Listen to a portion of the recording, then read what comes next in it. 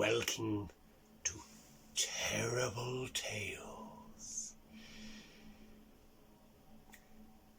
'Twas the night before the election, and all through the house nothing was stirring, not even a crazed politician looking for votes in a darkened graveyard.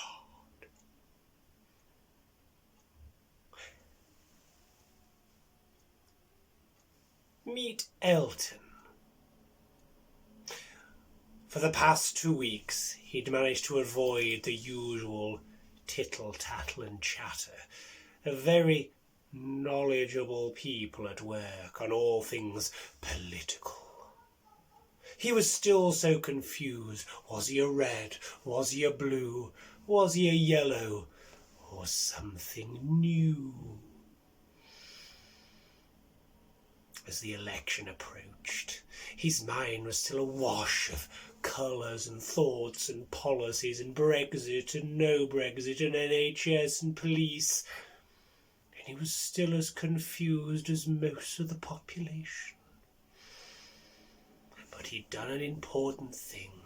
He'd registered to vote, and his polling card had duly arrived in the post, and it had pride of place on the fridge. As it crawled towards polling day, his mind was still uncertain of what to do. And even on the Wednesday, he was unsure how to proceed. And then, election day, the 12th of December, the Christmas election, the election to end them all.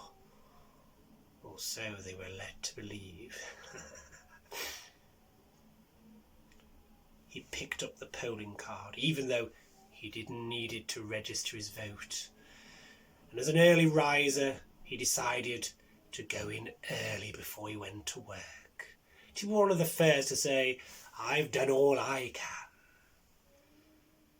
He trotted down to his local polling station, having checked twice on Google Maps to make sure he knew where he was going.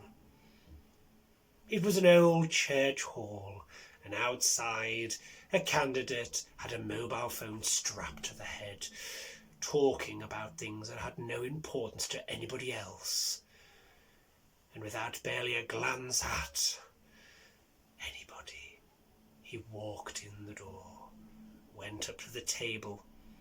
The two ladies looked at him, thanked him for his polling card, and using their ruler and pencil, scored out his name and handed over the sheet of paper. The democracy filled his nostrils, and he went into the polling booth. He picked up the pencil, and there before him were all the choices he could possibly want, but still he didn't know what to do. He stood there for what must have seemed agonizing minutes and hours, his mind befuddled with thoughts and feelings, and then, closing his eyes, he picked a box. Opening it, he quickly put a cross in, and then absent-mindedly he hit another one, and another one.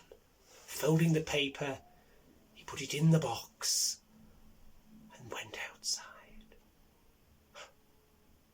It was at that moment that the terror of what he'd done had hit him.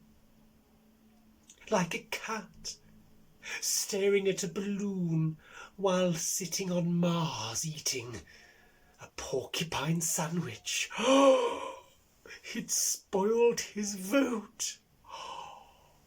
The look on his face was awful. And I should know. I was there. Enjoy election day, and remember, you've got to be in it to win it. Goodbye.